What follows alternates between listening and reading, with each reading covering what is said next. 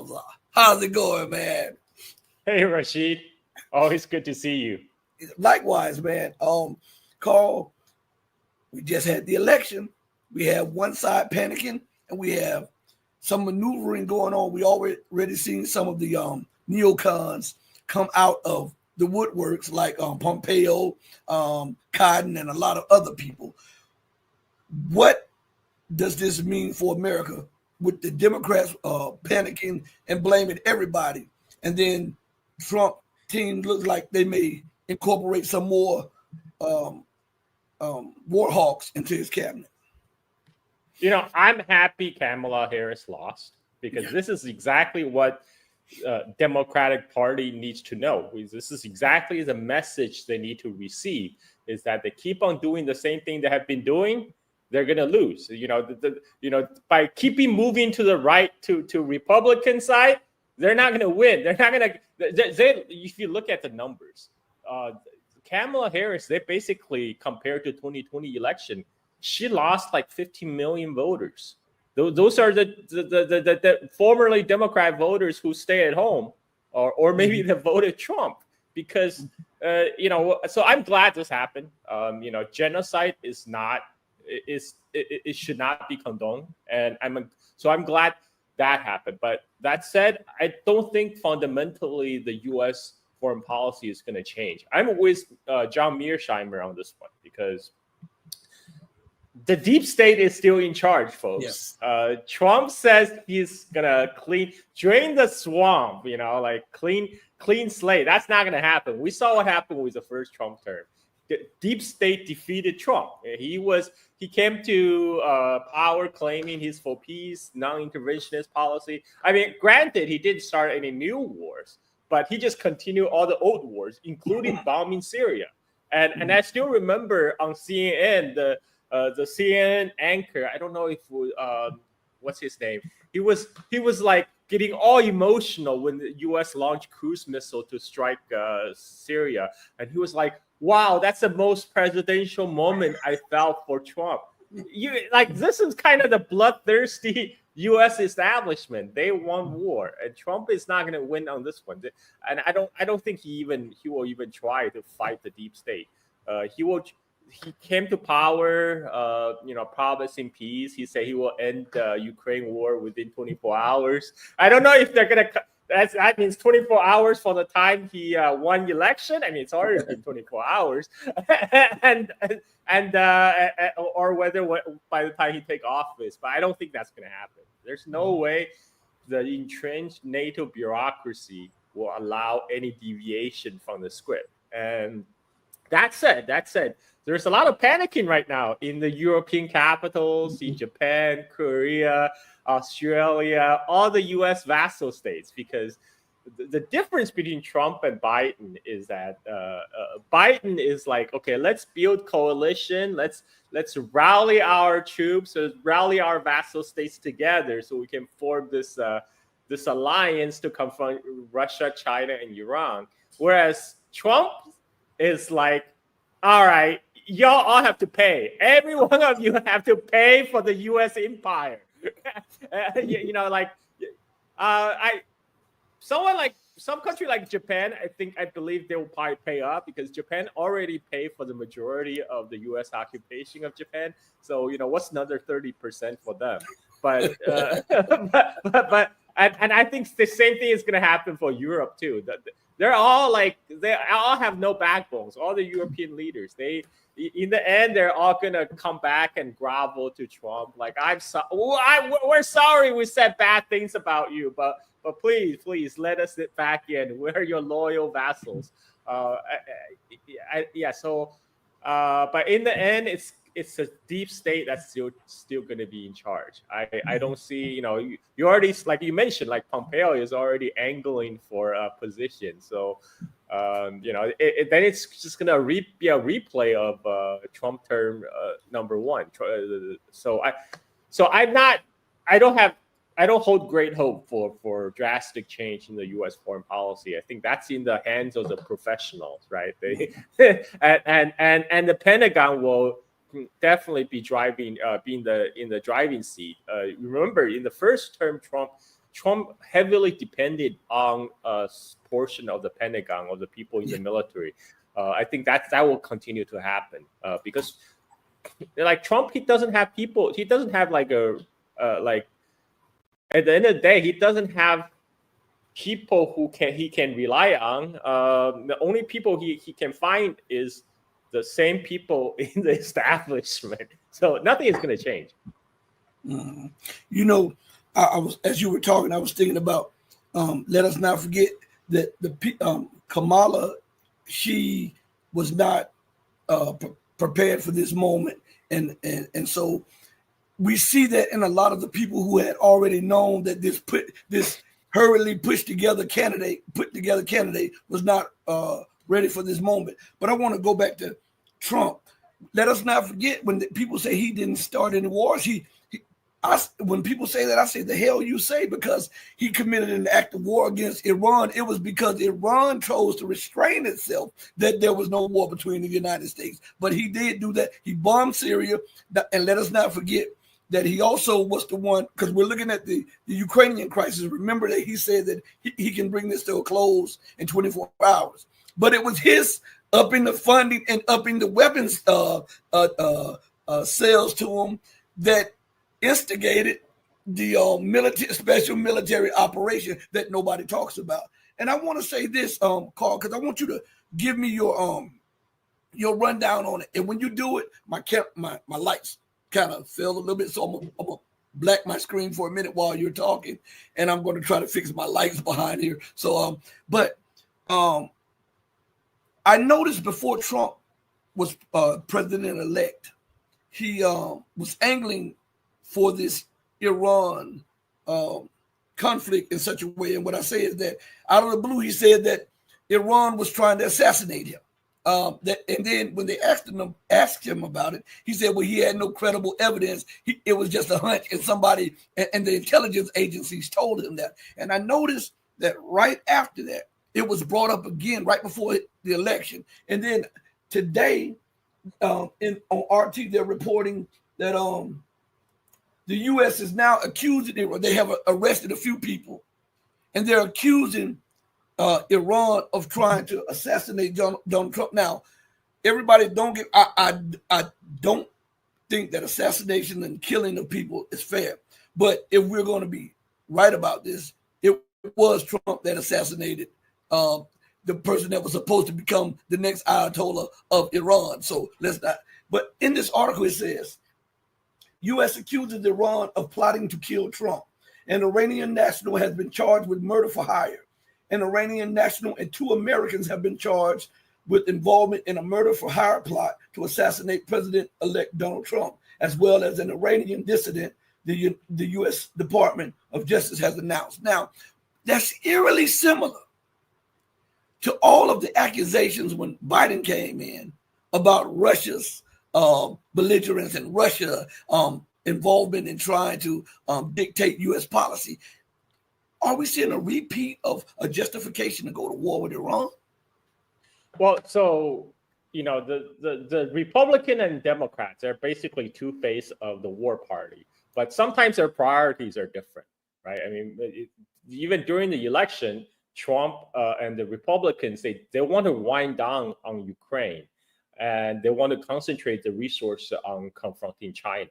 Whereas the Democrat want to stay the course, fully committed in Ukraine, etc. But where they do not differ is the Middle East. Both the Democrats and the Republicans, they are fully on the side of Netanyahu in supporting Israel committing atrocity in the Middle East. And one of the big targets for Israel is Iran. Netanyahu said this before. He wanted to take out Syria. He wanted to take out Iraq. He wanted to take out Iran. He believes these are existential threat for existence of Israel. And that's exactly what happened with the Iraq war. United States took out Saddam. And then under Obama, the largest CIA operation, Timber Sycamore, to support jihadists to overthrow Bashar al-Assad.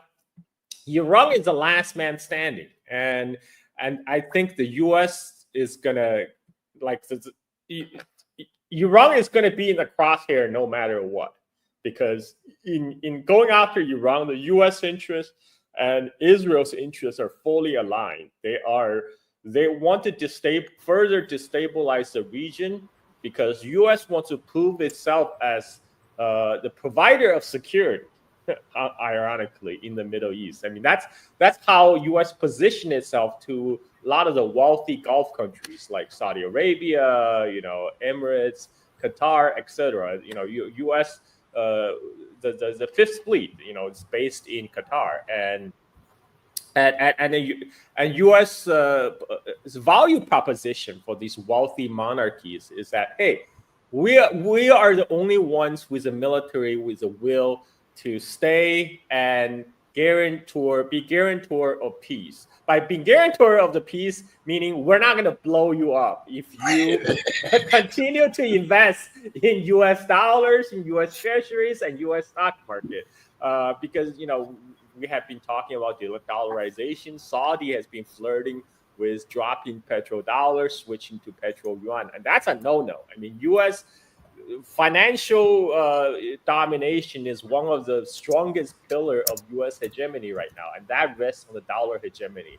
The U.S. will never allow a disappearance of petrodollars. So this is by stirring up tension with Iran, by supporting Israel to destabilize the Middle East, U.S. is positioning itself like, hey, we look at what kind of trouble we can create for you if you go against me. This is like the mafia mentality. I mean, if you think of a U.S. as a mob, it makes perfect sense. It's like, look at what kind of havoc we can bring to this region if you don't do what I say. And especially U.S. didn't like this China broker Saudi Iran deal because that would have bring peace to the region. And the last thing the United States want is peace. The U.S. goal right now is to light fire all around the globe, in Europe, in Middle East, and possibly in East Asia. So U.S. homeland, the United States appear to be this calm, this oasis of calm amidst of all the world light on fire. So all the foreign money, foreign capital will continually be invested in United States asset, in U.S. So real estate, U.S. Stock market, U.S. treasuries to boost the U.S. economy. And I think I just saw a statistic earlier today that says the U.S. GDP, which we know is like overinflated, but U.S. GDP composed about 20% of the world GDP. But the U.S. stock market composed of 60% of the U.S. Capital market. So all the money is in the U.S. invested. That's how U.S. government want, and the way to ensure that they're trying to blow up everywhere else to destabilize all across the world. So you have no choice. All these wealthy oil sheiks in the Gulf, you have no choice but park your money in U.S. Don't even think about trading for RMB for Chinese money, because we can get you. We can get you. I think this is a basic U.S. strategy in the Middle East right now. So they have a very vested interest to at least keep the tension with Iran, if not outright going to war. I'm going to play a clip I played on the last show that has, it's almost like you and Medvedev were thinking the same thoughts about how the United States creates chaos. But before I do that, I was thinking about the situation of the assassination, the allegations. And for those who may say, well, this is the deep state trying to force Trump to confront Iran, that may have had a little credence, but Trump was saying this before the election. So for him to double back down on it and this to happen, this can't just be that. It has to be a little bit more than that, especially with the huge buildup of troops, the huge buildup of warplanes and warships in the whole region, and the threats from the United States, even to Iraq. The United States demands that Iraq not allow its airspace and its territory for a retaliatory strike by Iran on Israel, but the United States cleared a corridor for Israel to launch strikes on Iran. This cannot go on forever. And this is what Medvedev had to say about the situation here. Americans always try to rule by creating crises on the planet. This was the case, well, at least in the 20th century, and it continues that way in the 21st. When the Soviet Union collapsed, America felt that it had no equal at all after the Soviet Union and the Warsaw Pact. So the more crises they create, the better they think the situation is for America. Well, they've created a crisis with these sanctions. What happens? It's all very simple. The Americans make money. America, as always, feels good. It makes money from weapon supplies and by allocating money to its defense industry. Sure enough, some of that money gets stolen in Ukraine or somewhere else. Still, though, it means that the defense industry and a lot of other economic mechanisms in the United States continue to work. Moreover, a lot of businesses have been persuaded to move over to the United States from Europe, where it has become unprofitable to work. That is, the Americans are getting what they want at the price of more blood and casualties. This is why Americans are engaging in feeding the war. But that system is coming to an end. That's why they feel the world is falling out from under their feet, and they're resisting it in every way possible. You've mentioned BRICS here, and there's also the SCO, as well as other regional unions. There are Asian unions that are very important in today's world and where America has no say at all. It is seen as hostile there, even though those unions were not originally created as anti-American. In fact, I find the idea of the Global South and these kind of unions very promising. Why? The Americans and their satellites keep saying, "You are violating the rule-based order." But when you ask them what that order is, and I've deliberately picked through legal text, studied them, it's incomprehensible. It's not clear what the order is and who approved it. It's really just an idea of the United States and its allies, well, mostly in NATO, of how best to do business in the world. So it's not a written document, not an international convention, it's not a UN act or any other act, it's not the UN Charter, it's just something, an order that they think is right. And once you're out of this order, you're a perpetrator. Of course, this is a very unstable system that is bound to collapse sooner or later. And those inside that system will suffer the most from its collapse. I'm absolutely sure about that. So it seems like you, me, and Medvedev were on the same wavelengths on this. What do you have to say about that clip there?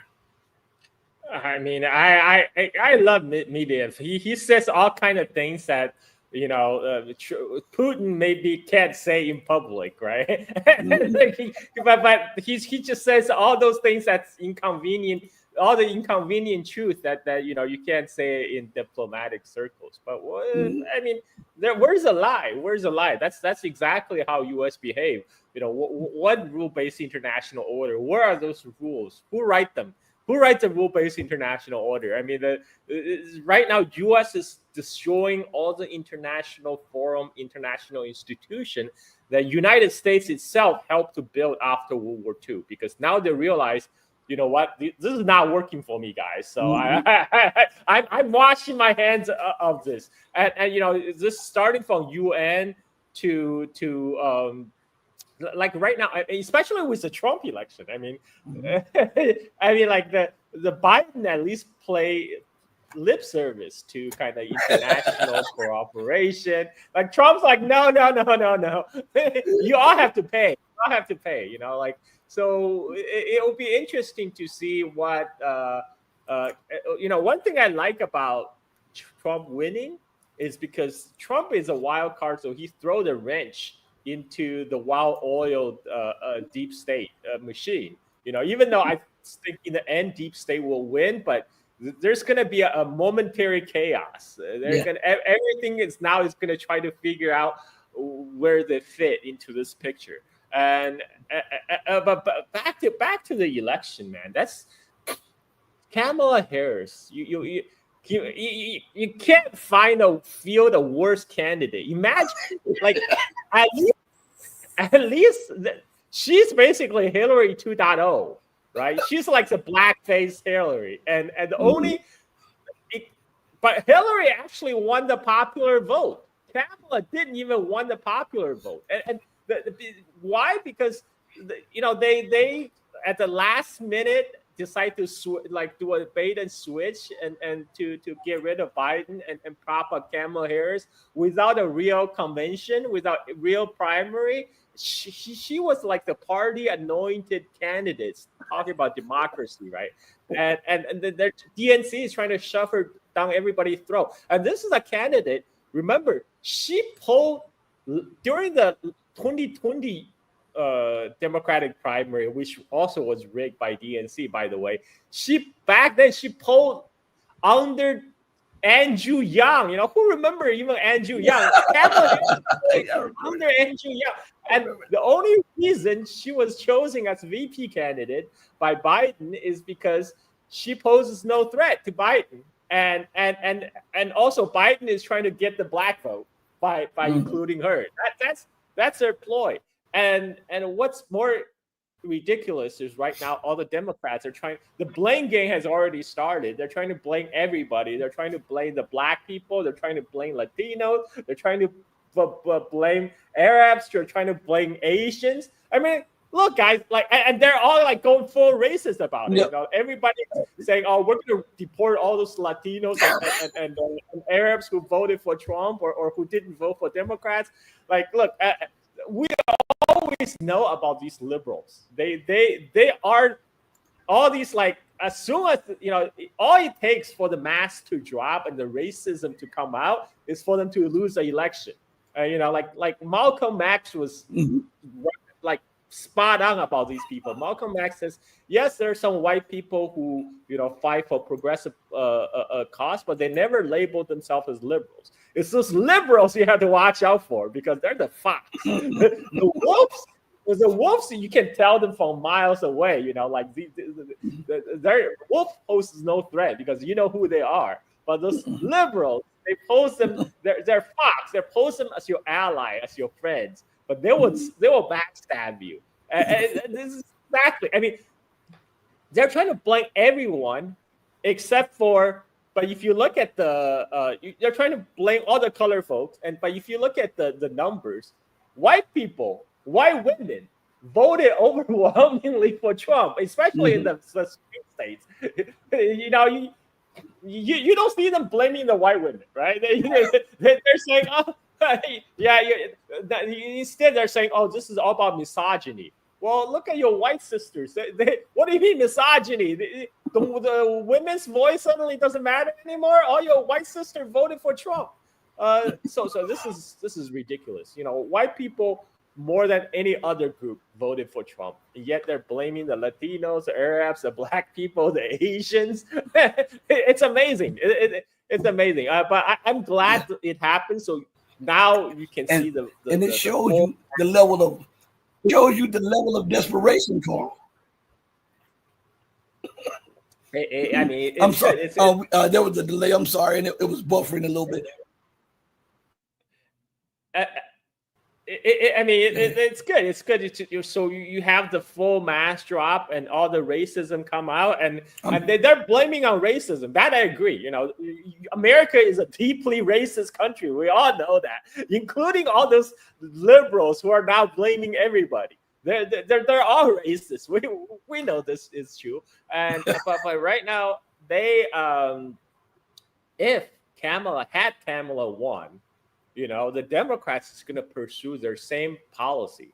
You know, you have a Pete Buttigieg coming out saying, "Oh, like we need to vote to defeat Trump so we can get a normal Republican Party." Like, what do you mean by that? The normal Republican Party is called the DNC right now. They openly embrace Dick Cheney, George W. Bush.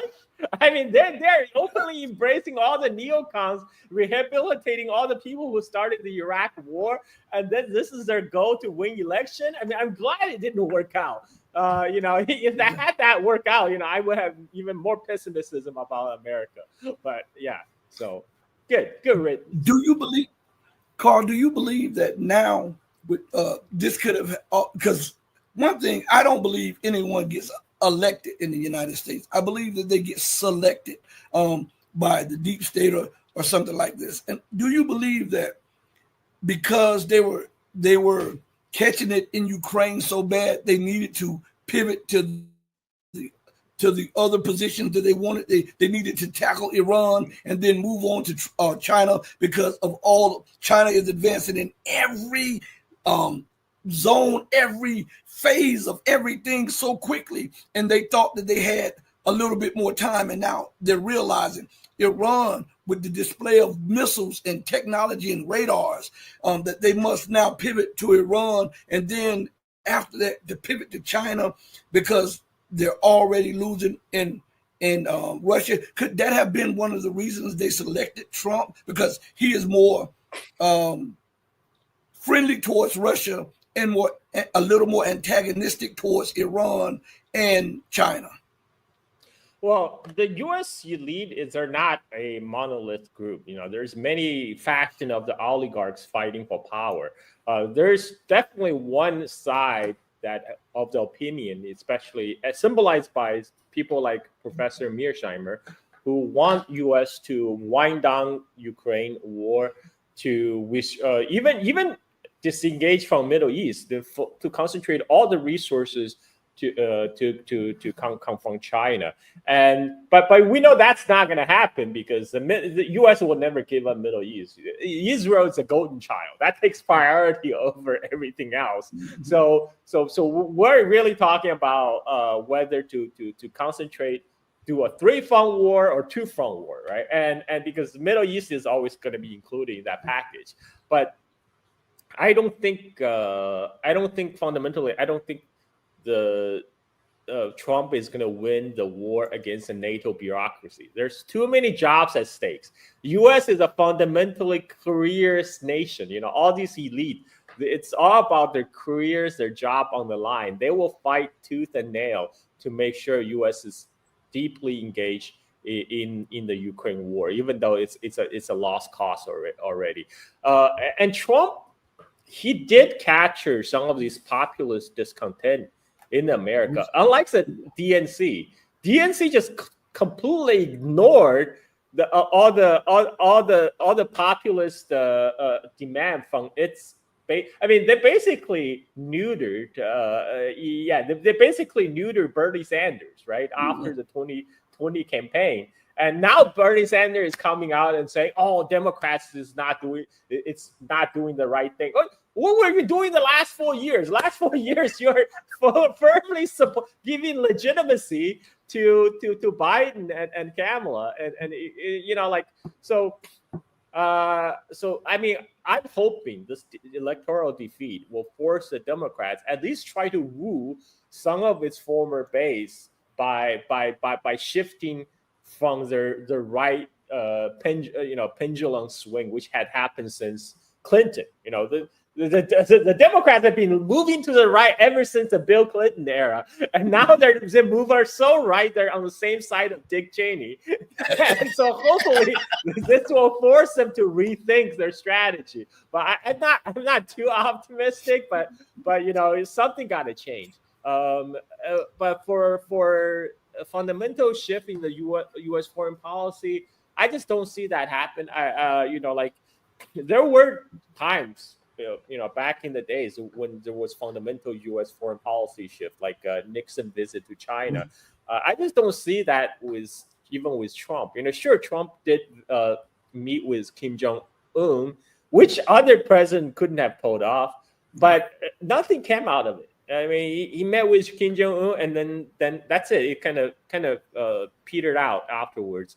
There were some tensions because right after his meeting with Kim Jong-un, U.S. military and South Korea manufactured some tensions with the North Korea, so everything is called off again. There's too much institutional stake in the United States to maintain those tensions for any president, including Trump, to change course. I don't think that's gonna happen. And yeah. I was looking at the Joel Bradford. He says that damn Obama trying to scold so-called black men. How pathetic. Joel, let me tell you, excuse me, the only time Obama speaks to black men is when he's talking down to them. That's the only time. He never has words of encouragement. He never is doing anything for black America. He only sprouts out when he needs to use them to advance a political agenda.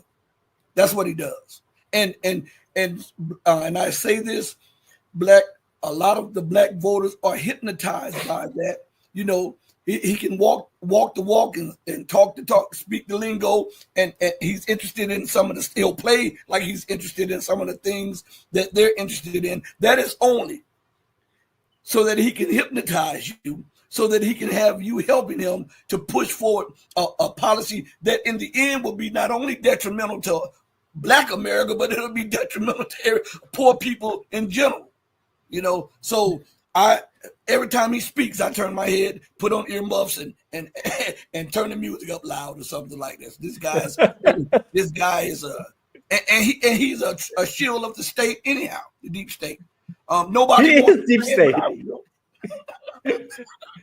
Yeah, Obama is deep state. He's CIA. His mom was CIA. Grandmother.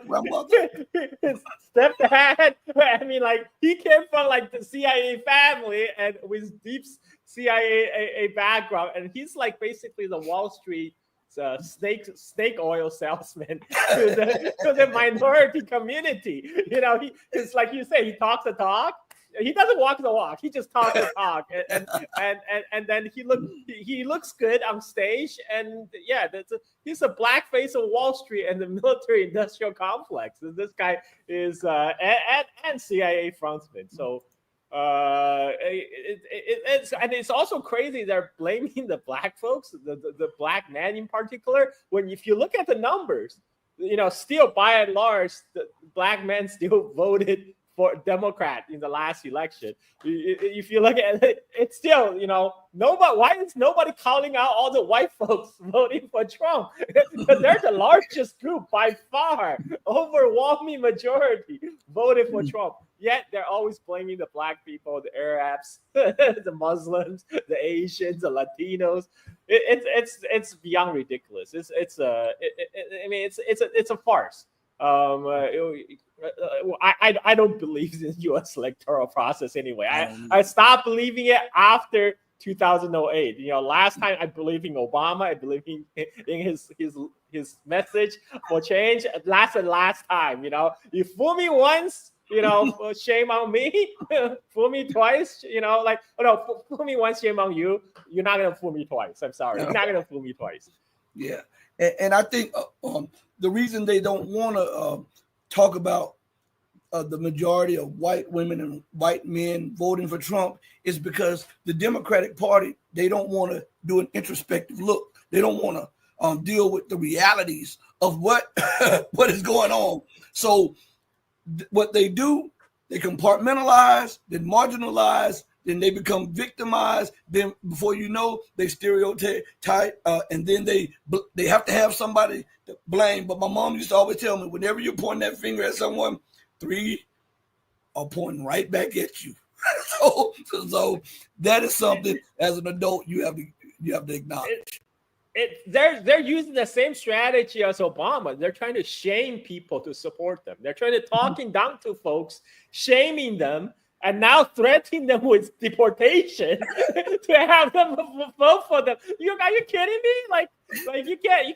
You know, this is 2024, man. That doesn't work as well when now people have alternative media like YouTube, like even though YouTube now is heavily censored. Like last time I was talking with you about assassination of Sinwar and Gaza. YouTube immediately demonetized that video. It's like straight away. Yeah, they do that. And you know, and speaking on this, when we're looking at the entire situation, do not forget that. Remember what Joe Biden said when he was running for president also? You're not black if you don't vote for me. They talk. The Democratic Party, I mean, they talked out. I know everybody. I know I'm not the only one that remembers this. But that's the reality of Obama, Biden. That's the reality of the system. They manipulate you. And Trump is like, what I think the reason they allowed him to be selected is because his backers were so pissed off from the last election because they thought he won, that they were going to tear this place up if he had lost. And so what they're trying to do is take the bad situation and make the best out of it by allowing him in the office, but limiting him in his reach and his scope, because he's not a politician by trade. And that is going to cause a lot of trouble because he thinks outside the box of a normal politician. And I do believe that is one reason why they allowed him into office, is because his supporters were huge and they were pissed. I mean, they were pissed from the last election. That's actually a good point, because Trump is more manageable once he's in position in the White House. You know, you have all these people in the deep state trying to manage him, trying to limit what he can do, whereas he's a lot more dangerous in opposition when there's no that kind of institutional limit on what he can do. This is why they try to put him in jail. but he is a lot more dangerous in opposition because he can say whatever. And then there are like you said, there were a lot of pissed off Trump supporters for the last election, and if he had lost again, this is gonna be, for sure, it's gonna be blow up. Could be pretty spectacularly. So you're probably right about that. Trying to kind of limit the fallout, trying to limit the damage by putting in a position where they can put restraint on him, like through all angles.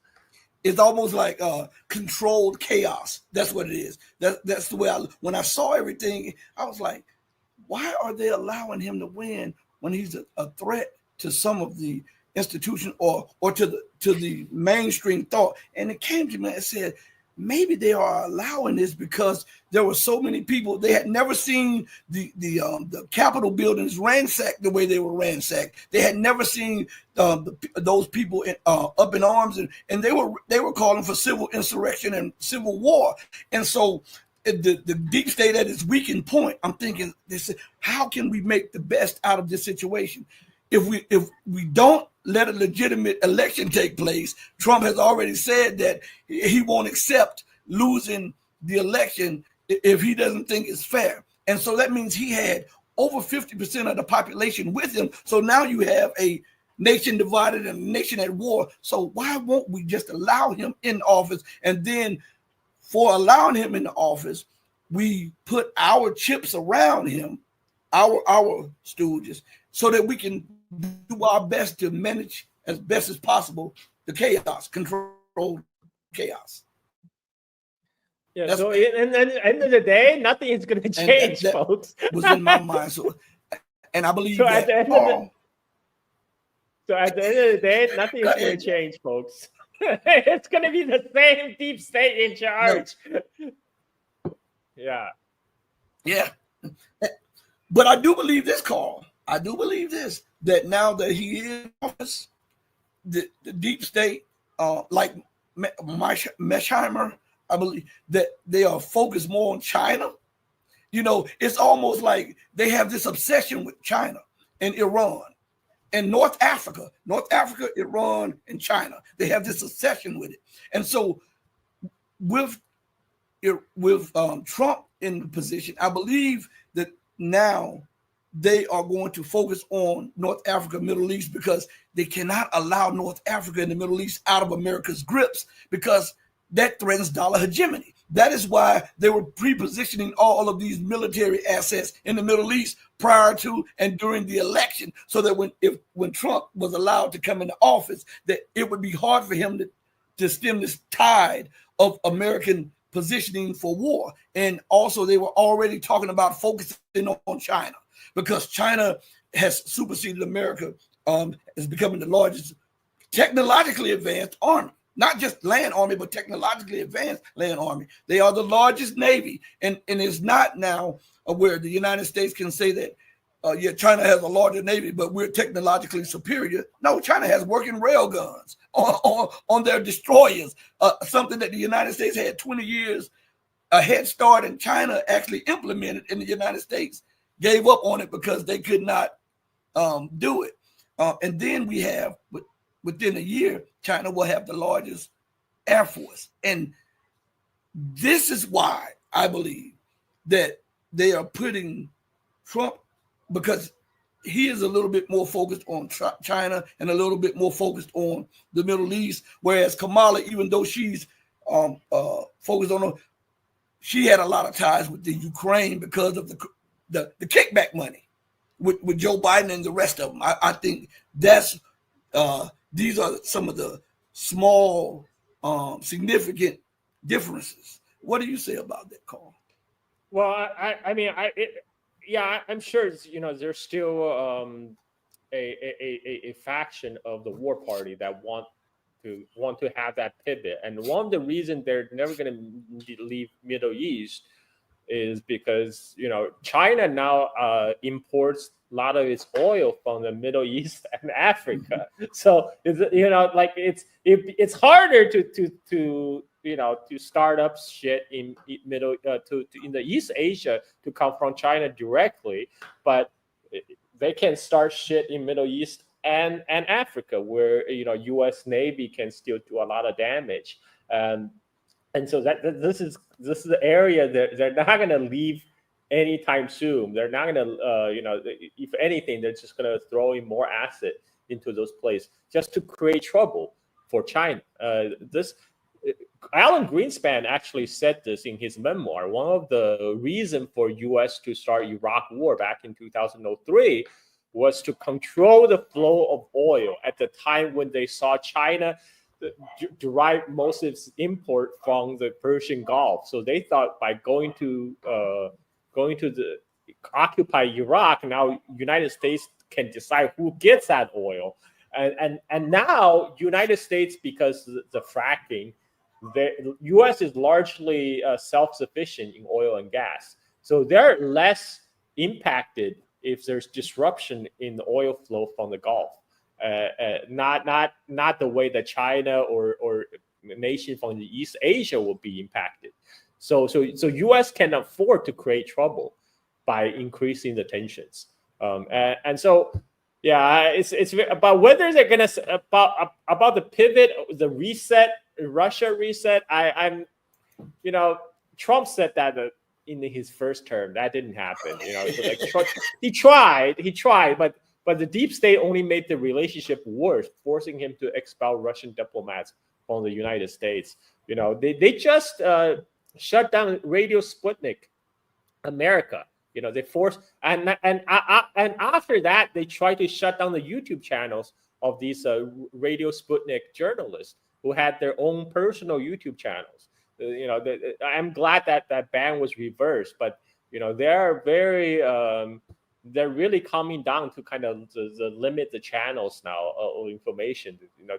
Because before, during the time of legacy media, it's very easy to control what information the public gets. You only have to control certain corporate media newspapers. But now with there's so many so many channels for information, they are trying to put the restriction on the platforms, on YouTube, on Twitter, Facebook, etc. So I just don't see the pivot, because United States, a lot of people especially U.S. elite. I just saw a recent interview with Jeffrey Sachs. He said the people in Washington, the people in charge in Washington, they're stupid. They're really stupid. I know this because I know them. And I think so.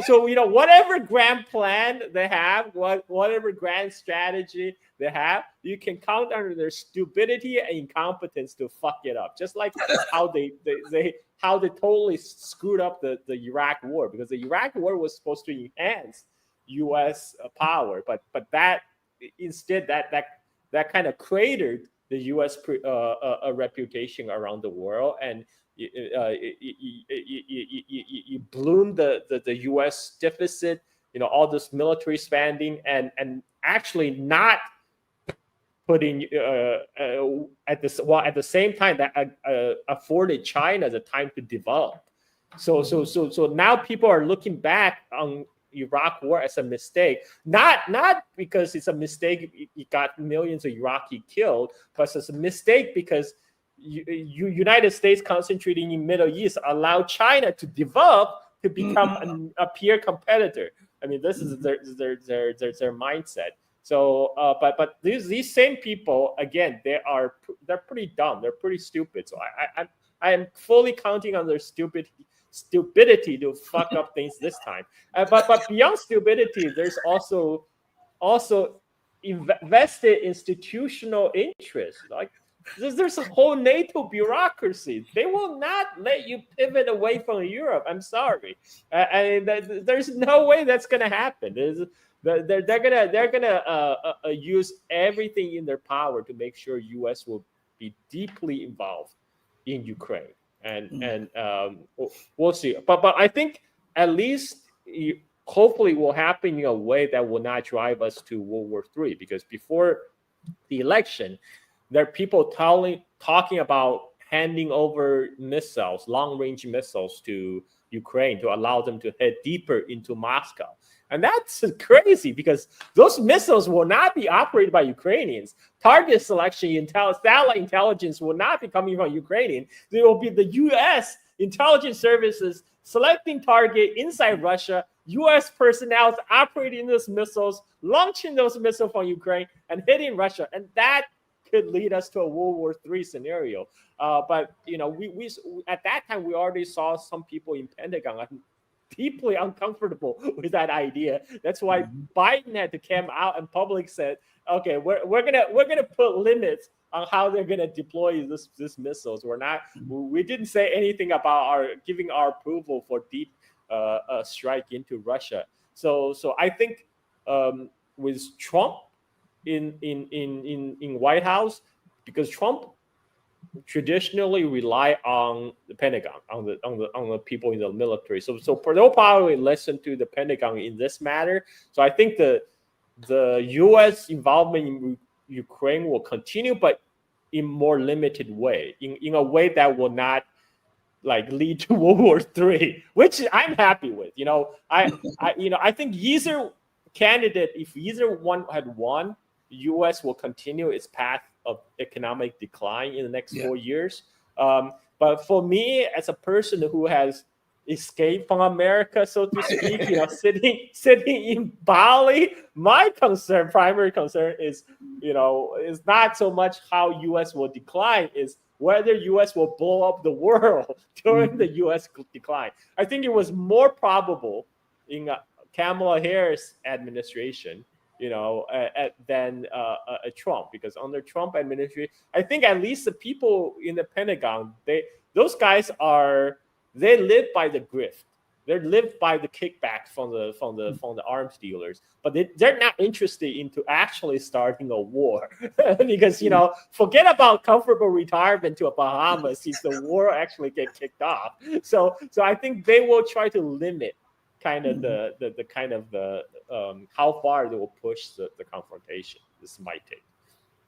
And if they were allowed to strike deep into Russia, Russia already said that this would constitute a declaration of war against the Russian forces, and Russia would be obliged to use all forces necessary, which means that China would be forced to use its military capabilities, because remember the old doctrine of the United States during the Cold War that said if a nuclear war broke out between the United States and Russia, that the United States would attack China, even if China was a bystander, as to not allow China to benefit and become the power after the destruction of the two major powers. So this would force China's hand.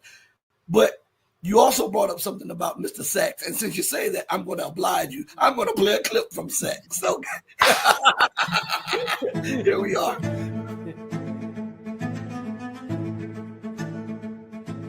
NATO expressed the neoconservative ideas in its declaration in the 2024 summit in Washington. I find the declaration to be provocative, dangerous for the world, or I should say it's the neoconservative idea that has been dominating U.S. foreign policy for the past 30 years. And NATO is an instrument of U.S. hegemony. So NATO looks at countries that are powerful and that don't want the U.S. to run the world as adversaries or even enemies. And in this regard, Russia and China are viewed as adversaries or enemies because Russia and China are advocating a multipolar world, not a US-led world. NATO should have nothing to do with East Asia.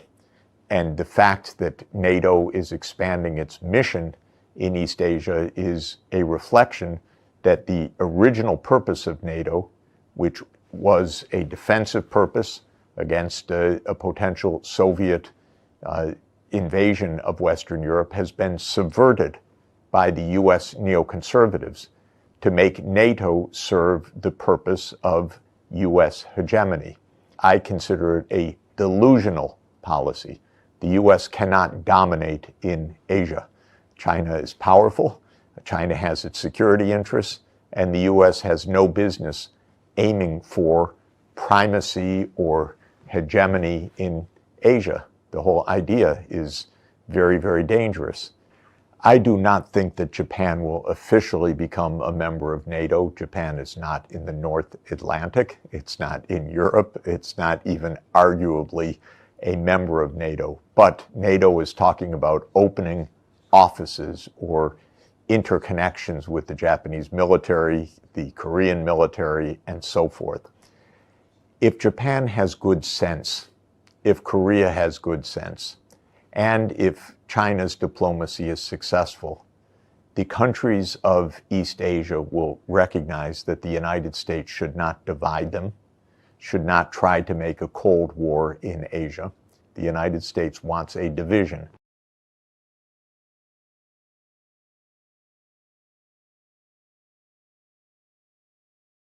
The war is not between Russia and Ukraine. The war is between Russia and the United States. It happens to be taking place on Ukrainian soil. The United States unilaterally abandoned the anti-ballistic missile treaty in 2002 and began to place missile systems in Poland and Romania, very close to Russia's borders. It's one of the reasons why this war is so dangerous. These are the two biggest nuclear superpowers. They each have 6,000 nuclear warheads, and it's a bit of a puzzle why the Europeans are so silent. As I said, in part because they're part of a US-led political machine. They also feel the US is their only nuclear umbrella, so-called. In other words, a nuclear deterrent, because these are not nuclear powers in general. But I think that they miss the main point, which is that a more cooperative, much less aggressive NATO policy would make the European countries far more secure and would make Ukraine secure, because this US-led hegemonic approach, in other words, trying to dominate, is only creating bigger and bigger risks in Europe itself.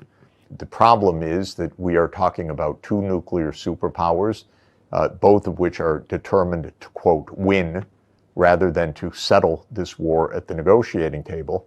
And so there's the ever-present risk that this war will escalate into complete nuclear disaster. We have never been closer to nuclear war than we are today. There's a Confucian idea called shu, reciprocity, and that is what we need. The United States should not do unto Russia and China as they would not want Russia and China to do unto them, just as the United States would not like China or Russia to have a military base or missiles in Mexico along the border with the US. The US should understand it should not put its missiles and military bases along the border of Russia and China. Confucius would understand this very well. This is just the golden rule. And if we could get behavior that way, the world would be far safer than it is today.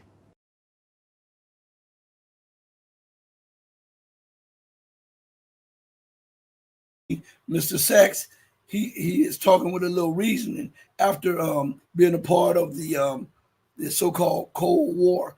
But Mr. Mearsheimer has a different take on it. Mr. Mearsheimer, he tries to hide imperialistic thought by saying that we should not be fighting in Ukraine. And this is an article that came out. As we were listening to that, I just put in some keywords. Mearsheimer thinks we should focus on China instead of Russia. And an article is titled, "Why One Political Scientist Says the U.S. Should Focus on China Instead of Russia's War in Ukraine." And I'll just read the first part of that. And he says, John Mearsheimer, professor of political science at the University of Chicago, believes the priority of the U.S. in Ukraine should be de-escalation. And people say, whoa, yeah. But it's a reason for that, he says, and that it should shift its focus to China, which he calls the bigger threat. Now, I've listened to a lot of Mearsheimer's talks, and he talks as if China is trying to be this hegemonic power, and that China is trying to dominate. And he never condemns America for what we know being a hegemonic power and trying to dominate and dominating for decades.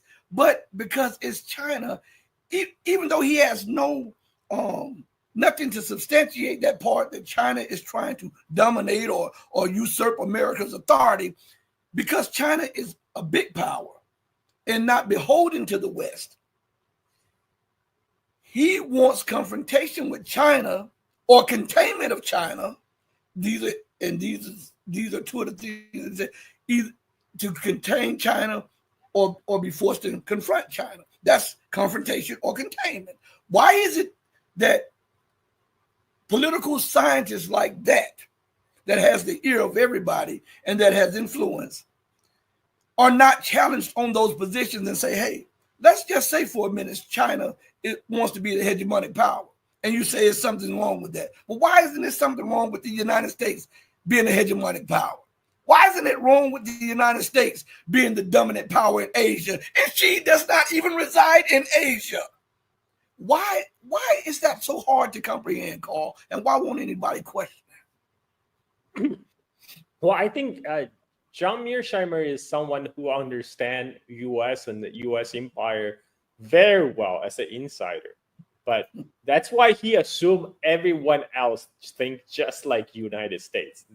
There's a lot of projection when he comes to talk about China, how China is just going to act exactly like United States. The underlying assumption is that U.S. empire is normal. This is the norm. This is what everybody would do if they're in our position.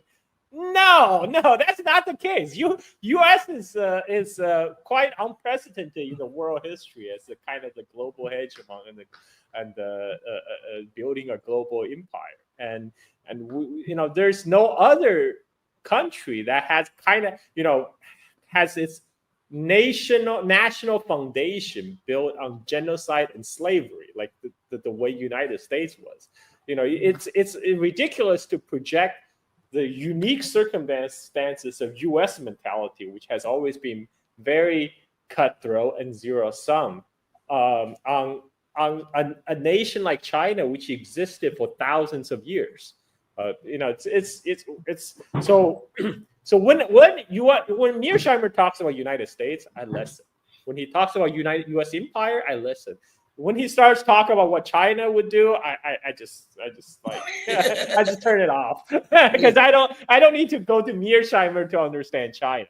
And the problem is with this kind of thinking is it's a self-fulfilling prophecy. If you think China is an enemy and you treat China as an enemy, China will start seeing you as a potential threat. I mean, this is common sense. When you ring China with missiles and your vassal states and U.S. military bases, China is going to build up its own military in response, like what happened in the last 20 years. It's a reciprocality. Like a lot of the American elite, they don't understand it's a two-way street. They think, okay, it's just U.S. that's going to hit other people, Russia, China, or Iran. They don't think, yeah, they could actually hit you back. If you last time this happened, when U.S. put nuclear tipped missiles in Turkey against Soviet Union, Khrushchev put missiles on Cuba. This happened during the JFK era, and at that time, U.S. almost blew up the world. U.S. threatened a nuclear war to get the Soviets to back down, to take the missiles out of Cuba. Yeah, right now, U.S. is putting missiles in the Philippines. They're selling missiles to Taiwan.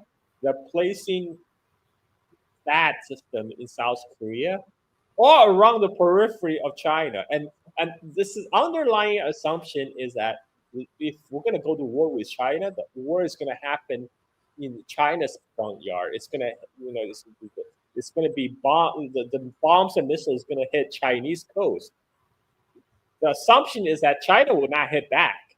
This is launched that ICBM test recently towards South Pacific, United States. We have some delivery capability, we're also a nuclear power and we have means to deliver it. And this is another reason for U.S. to deploy tactical. They're talking about deploying tactical nukes to East Asia. It's also because they realize the rising Chinese military power means it will be increasingly difficult for U.S. to defeat China in its front yard in a conventional war. That's why they're like, okay, well, nuke is going to tip the balance for us. Well, I mean, you can't just go a little bit nuke, right? I'm sorry. It's like you can't just be a little bit. It's like my friend joke. You can't just be a little bit gay. You can't be you can't just go a little bit nuclear war. Once you go nuke, it's full out. It's gonna be full out nuclear exchange, Armageddon. Okay, I'm sorry. That's how nuclear deterrence and mutually assured destruction happen. That's the mad theory. But the problem is a lot of the U.S. elite right now, they don't. I don't think they believe the mad theory anymore. Somehow they feels like, oh, it's just gonna be U.S. that's gonna do delivering the herd. They don't think the other. This is why you have these talks about giving Ukraine missiles that can strike deep into Russia. They don't think like the Russia and China is not gonna hit back, and they just don't think the U.S. homeland could be hit back. This is very dangerous thinking. But we'll have to see. We'll have to see what happens with the Trump in office in a couple of months, because I predict there's going to be a lot of pandemonium. There's a lot of chaos, a lot of panic before the dust settle, and then we can get a true clear picture of how Trump foreign policy is going to shape out. So I'm going to. I'm happy that Kamala campaign got defeated, because if that had happened, it's just going to be the same old, and we know how that turned out. It's going to be increasing confrontation in all three fronts of the war. Whether the pit, another deceit, another conceit of U.S. elite when they talk about how U.S. is going to handle Russia and China is they think by just offering olive branch to Russia right now at this point, and suddenly they will be able to turn Russia against China. Like they think they can do like a reverse Kissinger, like how Nixon, during Nixon visit China and pull China into the anti-Soviet camp. But the thinking, the problem again is like it's a narcissistic thinking. Nixon did not turn China against Soviet Union. Sino-Soviet split actually happened, created the condition for Nixon to visit China, not the vice versa. Kissinger didn't manage to turn China against Soviet Union. So China and Soviet Union were already fighting border wars before Nixon ever visited. So right now, that condition do not exist. They can't just somehow like magically switch Russia against China, because Russian leaders are not stupid. Like unlike Washington elite, unlike American leaders, Putin is not stupid. And after what they have just done to Russia, they're not going to suddenly say, "Oh, okay, well, let's all be friends. Let's all go fight China." I mean, this is wishful thinking. This is wishful thinking, and that derived from kind of the very the narcissistic U.S. hegemonic mindset. They think they can control the world even just like that, snap of their fingers. That's not going to happen. You know, as you were talking, especially when you were talking about you can't be just a little gay, you're going to be all the way gay, and it can't be a little miniature nuclear war. It's going to be all the way. And that reminded me of during the term of Xi Jinping when he was the president of China, and they were asking him about all of the threats that the United States were throwing at China back then about defending Taiwan and all of this. And he was so calm and so humble. And he said, I don't think that they would be prepared to trade California for Taiwan. Meaning that if it was going to be a nuclear war, then it would not just be in Asia against China. It would reach the US's border. I remember that vividly. And it stunned the reporter that was asking the questions and stuff. And now we see that China is leaps and bounds ahead of where they were under Xi Jinping. I want to play something for you. It's a bit long, I would say, for a clip. But I want to play this, and this has something. It came out about a year ago. But it's pertinent to right now. And this guy is being asked questions on Global, I think this is Global Times. And he is answering them in like two different segments. And I just want you to listen to this and on the backside of this, come back and tell me your thoughts on this. All right. But does that mean that people in the US actually are willing to go to war with China? That's a whole different question. But I also think that if the war were to actually come to fruition, that a lot of people would say, regardless of what we think about China, we're not willing to send our children, our brothers and sisters, to go fight a war against China, to go risk their lives, to be killed.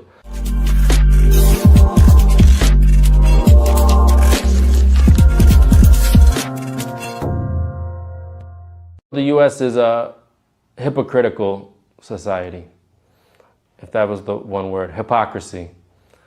That it's a government it's a society that's presented itself as the exceptional nation, the nation above all other nations. And yet, internally, inside the US, everything they accuse everyone else of, they practice at home. And sometimes to even greater degree. You know, there's 856 people were killed by the police in the United States last year. 856, at least that was in mid-December when I looked at the numbers. It's probably higher by the year's end. And yet, you know, the US lectures the world about state violence and human rights. It's as if the US is not a human rights violator. So, and that's just one example. You could take almost any category, and when you start to scrutinize it, you find hypocrisy. The US obscures its own history of modernization, in fact. People just think the US arrived as a modern society or something. You know, the US is founded by slaveholders, drug dealers. You know, they were selling tobacco and sugar. People were stealing the land.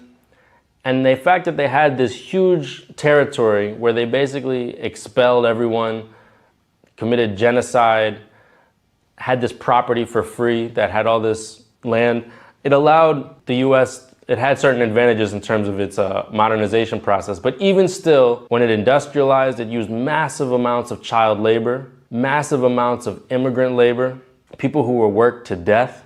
Every major infrastructure project in the 1800s and early 1900s in the United States, the bridges, the canals, the tunnels, they had huge amounts of suffering attached to them. This was the human cost of so-called modernization. And there was such enormous inequality that was generated at that time from inside the US, and then also basically colonialism, neo-colonialism, slavery. These are the sort of the preconditions for US modernization. But, you know, the fact that China has basically done it in a few short decades compared to the length of time that the West modernized, and done it with I would say, far less human suffering, and without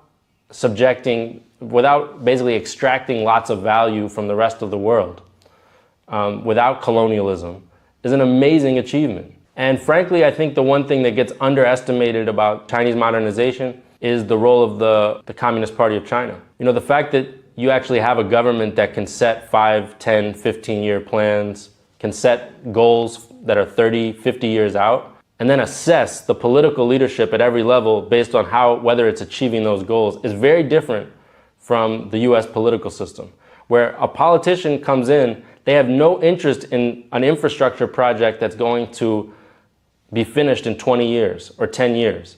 They have no interest in a poverty alleviation program that's not going to deliver immediate results. Why?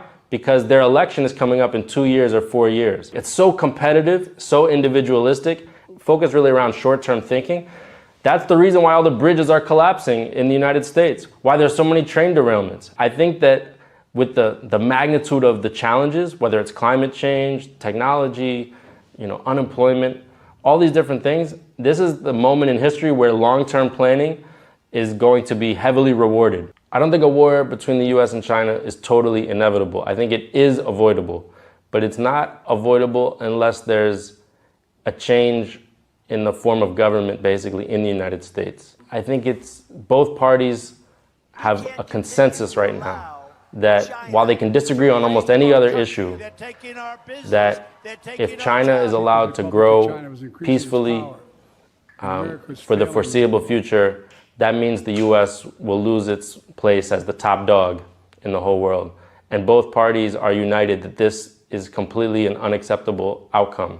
It's true that people in the US now have a more negative view of China than they did a few years ago because of the nonstop propaganda. People's perceptions of China can change a lot based on this propaganda. But does that mean that people in the US actually are willing to go to war with China? That's a whole different question. But I also think that if the war were to actually come to fruition, that a lot of people would say, regardless of what we think about China, we're not willing to send our children, our brothers and sisters, to go fight a war against China, to go risk their lives, to be killed. I think at that point, there would basically be a pre-revolutionary situation in the United States. And so that's why I think the US knows this, and they're trying to, instead of have actual war with China, what they're trying to do is increase the pressure on China, to encircle China, to use information war, hybrid war, financial war, to try to stimulate more contradictions inside of China. Once you start to let people know, well, actually the people in China, for whatever criticisms and problems they have and whatever debates there are, and of course there's lots of debates here, they support the government, they have trust in a lot of their institutions, higher levels of trust than we have in the West. That whole narrative of basically the US as the white knight, the humanitarian savior, it starts to fall apart. But I think as China emerges more and more in the world, it will become a reference point for many other countries that have a similar history of colonialism, especially how to overcome colonialism. So my hope is that China, again, can become a reference point for an alternative model.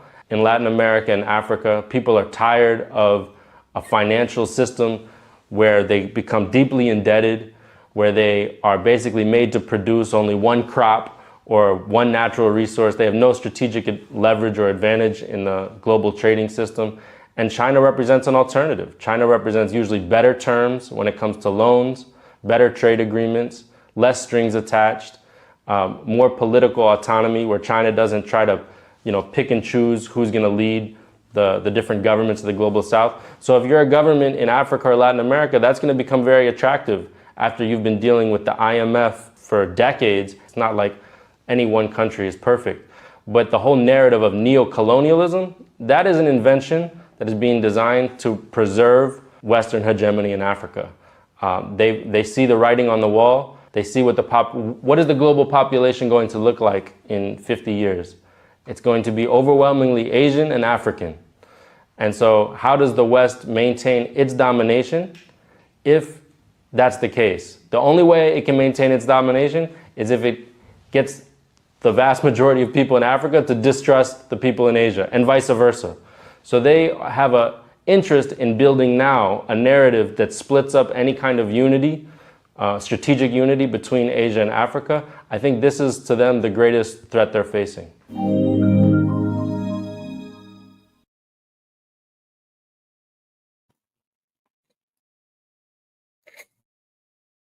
So, Carl, what do you have to say on this? But before you answer, I want the people to understand that there's almost 1.5 billion people in China.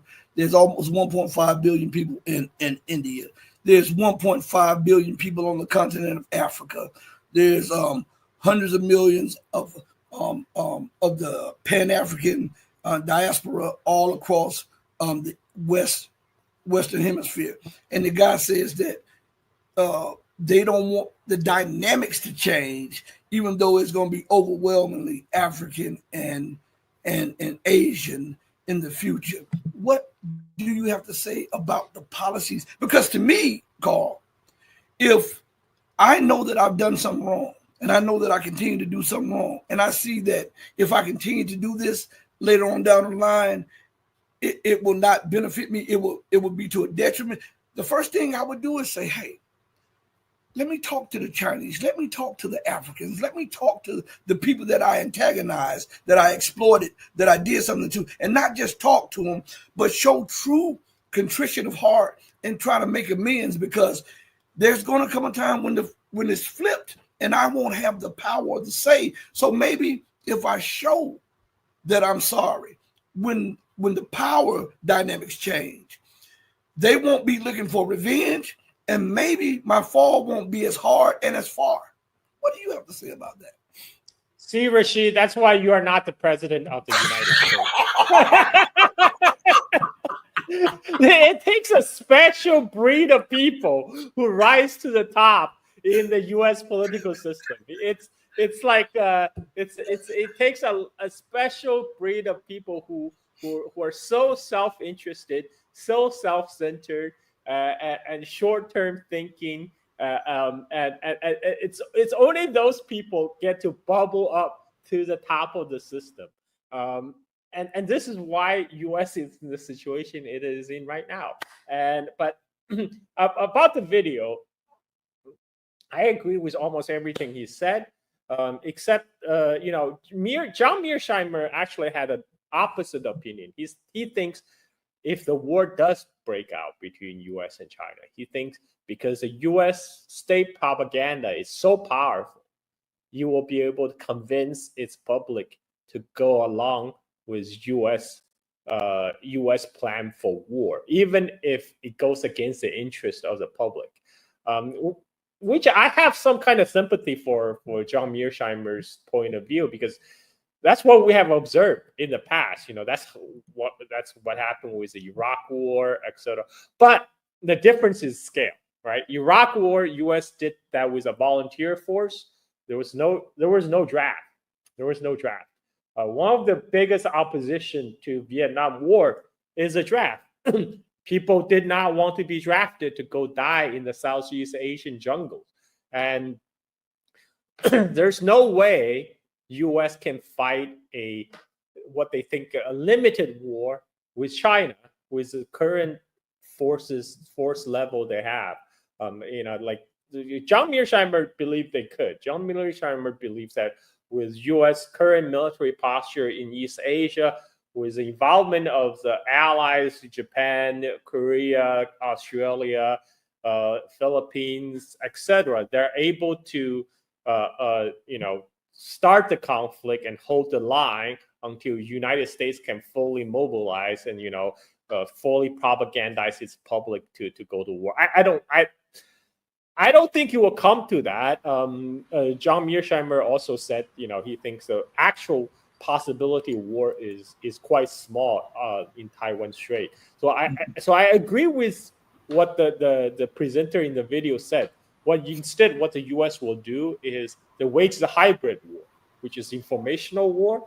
All these negative propaganda against China is part of it. It's to convince the public that what U.S.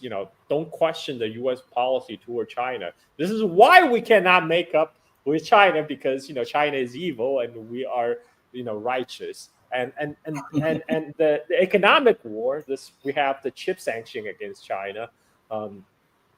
We have We have all kind of, and we're going to place high tariffs on Chinese product.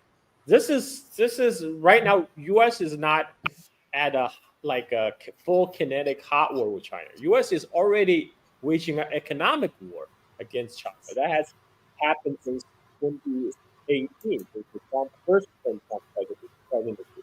It will likely continue into the second term Trump presidency because U.S. believe he could weaken China through this combination of hybrid war, of informational warfare and economic warfare. But I don't think it's going to work. I think it's already backfiring right now by cutting off revenue from the U.S. and Western companies complying with the U.S. sanctions on China. Intel just laid off a lot of its workers because Intel right now they can't sell to China, one of its largest markets. Intel is the first. It's going to also happen to like ASML, the Dutch company that makes the UV machines, that makes the most advanced chip, not allowed to sell to China. It's gonna happen across a huge section of the U.S. tech industry when they're cut off from one of the world's largest markets. And once they lose that market, once China are able to indigenize the production of the semiconductors, those markets are not coming back because the Chinese companies are no longer going to source their supply chain overseas when they know that supply chain is unreliable and is liable to be cut off by U.S. policy anytime. They would rather go buy domestic if they have the chance. So that means once these Western companies that participate in U.S. sanctions lose the Chinese market, they're going to lose the Chinese market forever. Yep. And the fact that people don't realize, yes, the war is going to be Asian and African. Chinese trade with United States is only like 3% of the GDP. People in US think, oh, US is so indispensable nation. If we just cut off trade with China, Chinese economy is going to collapse. No. You cut off China, that means you're not going to get goods in your supermarket. China will be fine. Or maybe they will shave off 3% of their GDP, but that's not the end of the world. But you're not going to get toilet paper, from Walmart. And so it's crazy talk. It's crazy talk. I don't think I don't think that China's rise will be stopped at this point by these economic sanctions. China's rise has already been baked in. Like Investor Jim Rogers said a long time ago, he said Jim Rogers said this 2000. The secular rise of China is baked in. Nothing can stop it without like a nuclear Armageddon. Right? So I don't think. Well, nuclear Armageddon, we're all screwed, but I don't think it's going to come to that. So I think China will continue to rise despite all the obstructions put in by U.S. who only end up boomerang to hurt U.S. and the Western economy before. So yeah, I call. Check your mic. Your mic was going up and down. Check your volume. Okay, there we are. But I want to also play this for you too, and I definitely want to get your feedback off of this here. This is about a minute and 11 seconds, something like that. I do believe that the major problem that we are tackling now is in relation to the dollar as being the main currency used in the world. So dollar has become a weapon and it's been used against many countries, and so it's undermining the safety of the international financial system.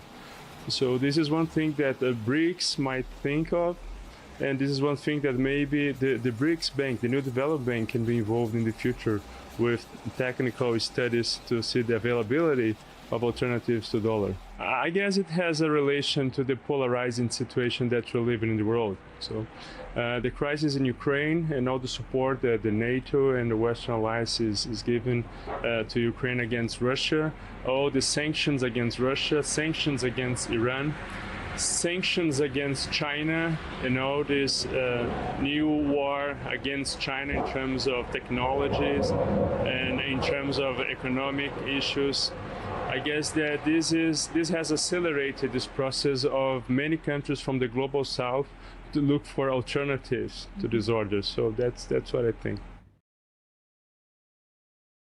So what are your thoughts on that? I agree. I agree that the U.S. is not the indispensable nation. People are perfectly happy to trade with each other. They're happy to trade with the United States. I think all the nations in the world are happy to trade with U.S. given the chance. But if U.S. were really to cut off the trade, that will not be the end of the world. Countries will continue to trade with each other. Everything is made in China anyway. Like they can just buy stuff from China. and Chinese right now, the number one trading partner with China is not United States, it's ASEAN. Yep. China has larger trade with Southeast Asia than they have with United States. And that will continue. The trend is going to continue. Well, what part of that, though, is because the U.S. restriction on China trade. So a portion of the China trade to U.S. get diverted through Southeast Asia. So the Chinese factories in Vietnam are now producing for United States, and Chinese factories in Mexico are producing for United States. And so that is part of that. But the overall trend is China will continue a regional integration with Southeast Asia. They will build more trade links with Africa, and the trade volume will continue to rise, especially with China now producing. They're not only just producing like basic goods anymore. They're also moving into high value products like EVs, cell phones, etc. So like what. Even Apple phone, even iPhone is produced in China, right? Like they try to shift the supply chain to India, but then it was such a disaster with iPhone 15. So they now, for iPhone 16, they're shifting back their production back in China again. So the decoupling is not going to work because the Chinese ecosystem infrastructure has been built up that it's such a way that it's not just the labor cost anymore. The Chinese working wage has been steadily rising in the last 30 years. Now the Chinese wage is higher than many countries in its neighborhood. Yet those industries still stay in China because there's still higher efficiency in the Chinese factories when they are now moving into automations. A lot of the Chinese EVs are made in factory that's fully automated. You can't really it's US that's falling behind. Like Audi is, for example, they are producing for China only EV. I'm like, okay, why is it for China only, right? Like then I realized it has to be for China only because Audis, they make those EVs in their factories in China. If they were to try to export to EU or United States, they get slapped with 300% tariffs. So all the Chinese consumers now they're getting the latest tech products, latest tech gadgets. It's the US and the Western Europe. They're increasingly falling behind. People, by the way, don't realize this. A lot of the people in United States and Europe, they still have a concept of China that's like stuck in like 1960s or even like 19th century. So a lot of tourists that travel to China are quite shocked to find that China is quite modern because that's not what their newspaper, what their medias are telling them. But increasingly, with China have a visa-free policy to almost all Western European nations right now, a lot of the travelers to China discovered, in fact, China are leaving them behind. Like I just saw a YouTube video of British tourists. They're like, well, I just realized how far behind we're behind China in terms of public infrastructure, in terms of high-speed trains, and it's in terms of mobile payment. People again, people don't realize this because the United States is the most propagandized nation in the world. We are being force fed with corporate media propaganda that do not give us a true picture of the world. And so to counter that, I always encourage people to travel, to go outside the borders, and then you kind of really broaden your horizons. When I came to Southeast Asia in 2019, that's the moment I realized the Asian country is already here. It's not the future. It's here already. The Asian country is already here. I see like infrastructure sprouting up everywhere, in not just in China, but all Chinese neighborhood, in Malaysia, even in Indonesia. Like, people in the US are just not aware of it. They're not even aware of this development. And I fully agree. The future will be Asian and African. And I was looking at a video earlier, speaking on videos. This was a few days ago. I was stunned. I'm going to tell you, I was stunned. I saw the EVs in China, and the stuff that they were stacked with, and how much mileage they got, and how, I mean, it's like, it's unbelievable.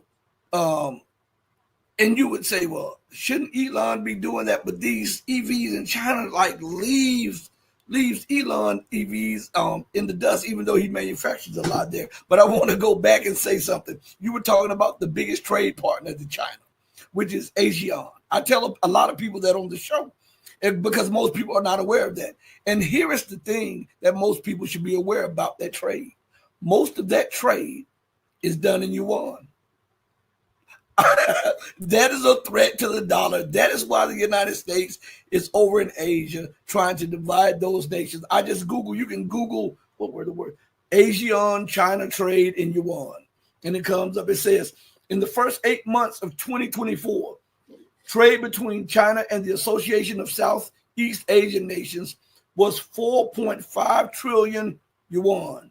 That's $633 billion. That is crazy. That is absolutely crazy. The volume of yuan that is being moved through the trade. Do you think that is one of the reasons that Mearsheimer is really trying to put focus on the Asia Pacific region?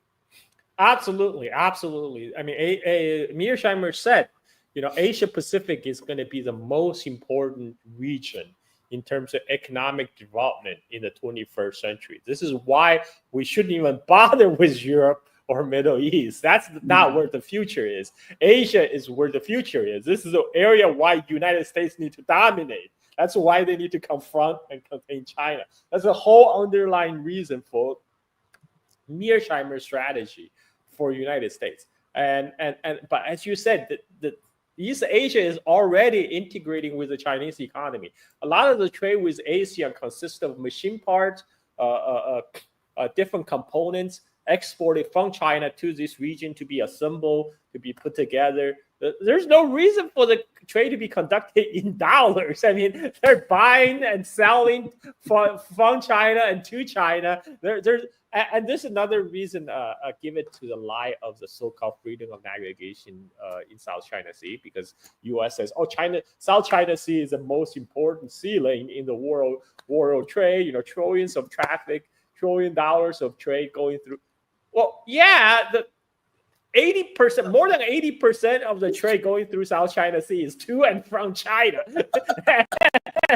Of course, it's one of the most important sea lanes in the world, but they don't need U.S. Navy to protect it, because China is perfectly happy to see that trade remain secure, because that's China's lifeline. But that's not the message we're getting in the United States. People in U.S. really think U.S. Navy is in South China Sea to protect the world trade. No, it's not. U.S. Navy is there to show China, like, we can screw your lifeline. We can mess with your vital trade spiral route. That its whole purpose.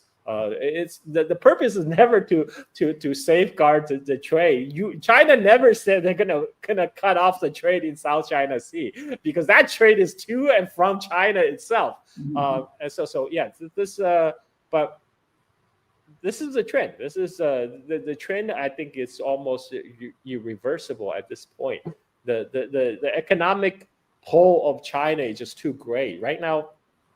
Chinese investment in all of Southeast Asia dwarfs United States, with only exception of the Philippines, because the Philippines say they have voluntarily cut off all the trade links with China. So now, like, you know, they get more investment from, like, I don't know, the U.S. U.S. Military investment, building up bases or something. But the rest of the Southeast Asia, they're fully moving on ahead with the Asian century without United States. And Carl, that when I read that this little synopsis of the volume, the trade volume between China and ASEAN, it brought something to mind that pushed me right back to North Africa and West Asia, or what they call the Middle East or whatever. And I noticed that when America when she was overthrowing those nations, and she had 7 nations that she wanted to take out in 5 years, and according to Wesley Clark and all of that, I noticed that some of those nations were key trading partners, whether they bought weapons from Russia or whether they did trade with Russia. But I noticed the influx of terror right now in the Middle East or West Asia and North Africa is benefiting NATO nations, because they're trying to stop that Belt and Road program that China has. And so all of the nations that are signing up, they're being flooded with terrorists, and the United States is surrounding them with drone bases and destabilizing the nations. And now we look at Iran, a new member of BRICS. I think that they're trying to get into Russia and China's underbelly, and they're using Israel to do it, to attack Iran. They've already subjugated Iraq a little bit, but Iran is what they want, because they believe that now if they get Iran, they'll have China and Russia surrounded, and they'll be able to control not only in their minds, the waterways in the South China Sea, the Malacca Strait, all the way around the Indian Ocean into the Arabian Gulf, Arabian Sea, and all of that stuff. I believe that they have it in their minds that they can control that, and then they destabilize the land routes, which makes the Silk Road, in their eyes, unviable. What say you about that matter? Because this stuff is too connected for this not to be that way. Yeah, I mean, of course, that's a U.S. strategy. That's why, I mean, U.S. has a hate boner for Iran ever since 1979 Islamic Revolution that overthrew the U.S. proxy, the Shah. You know, Iran was one of the linchpin of U.S. strategy in the Middle East, other than Israel, and suddenly losing out on Iran, which basically had enormous oil and gas deposit that was owned by BP, British Petroleum. Yep. You know, Britain also had a huge role in Iran politics before that, because of the role of British Petroleum. But later, you know, they brought in the American oil interest in. So it was a big loss from the U.S. point of view, the loss of Iran, and they never forgave Iranians for that. And now they always try to push for regime change for Iran. But again, Iran does not stand alone now. You know, as you see, when United States tried to, you know, was doing the proxy war in Ukraine against Russia, Iran supplied Russia with drone technology and cooperation. And if U.S. now should go after Iran is for sure is going to get support from Russia, from China. And there's not much United States can do about it, because Iran actually borders Russia through Caspian Sea. I mean, unless U.S. Navy figure out a way to zap their Navy, somehow magically airdrop into Caspian Sea, there's nothing they can do to stop that supply line of Russian support for Iran.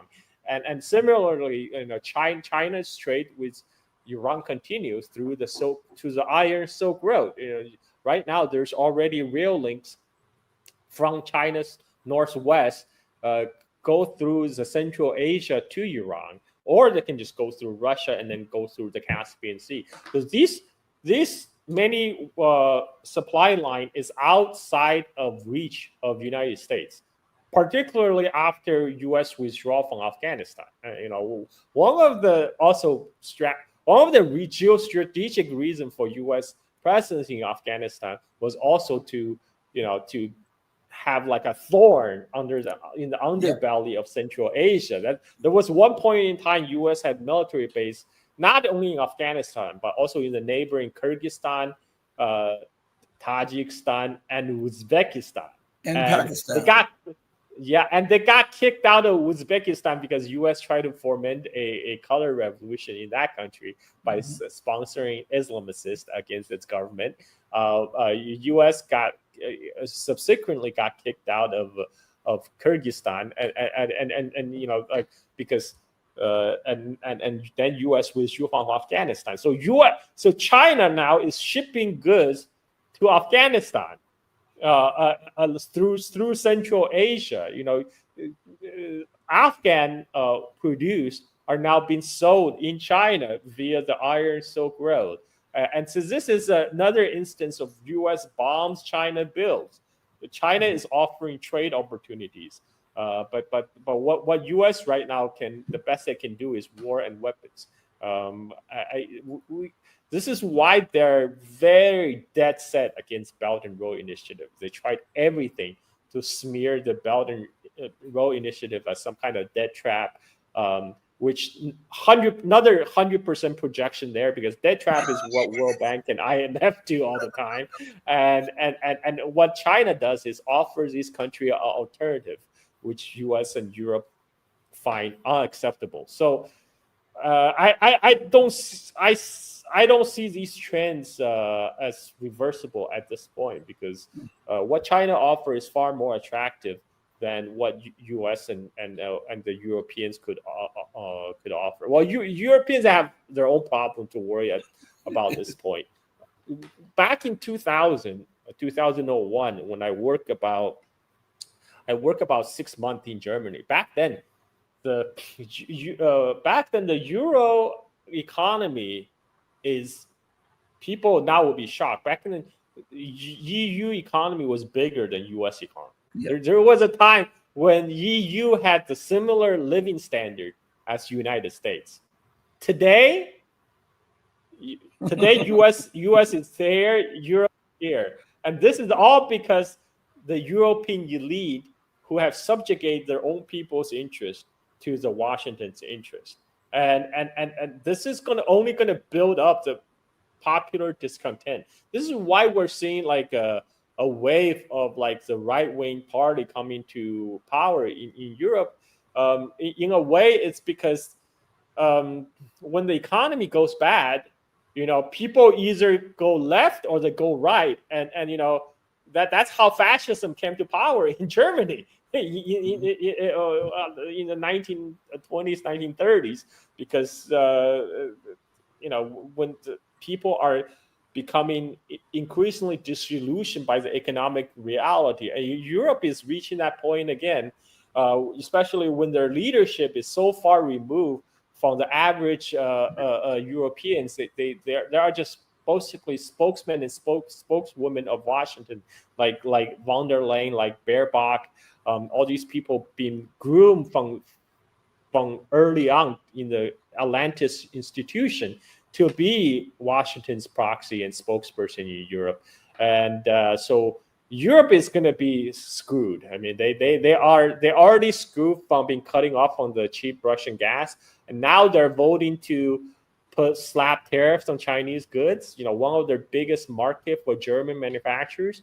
So this is all done at Washington's behest. So Europe is screwed, and this again, this is part of the Washington strategy, by the way. By screwing Europe, they're forcing the German industrialists to take the German factories to move them to United States. This is the whole plan of destabilizing the world, including their own allies. United States is not above cannibalizing its own allies to keep its own economy going. So we're going to see more of that, but with Trump at helm, it's going to be more overt, because with Biden is going to at least put on a pretense of we're all friends, we're partners. Trump will just be like, okay, pay up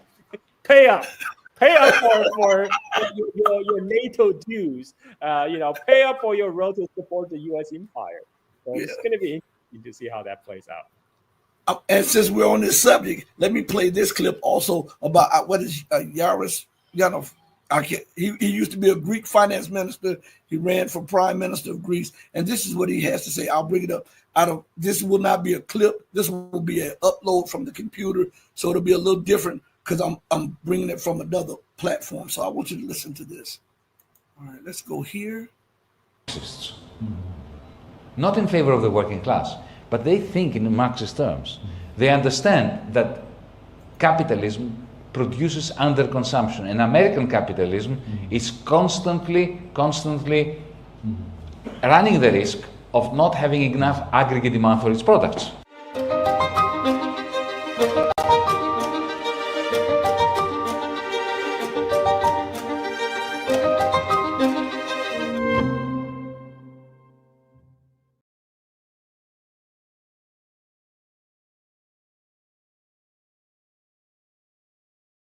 This very idea, EU as a design of the United States, is not very well known in China.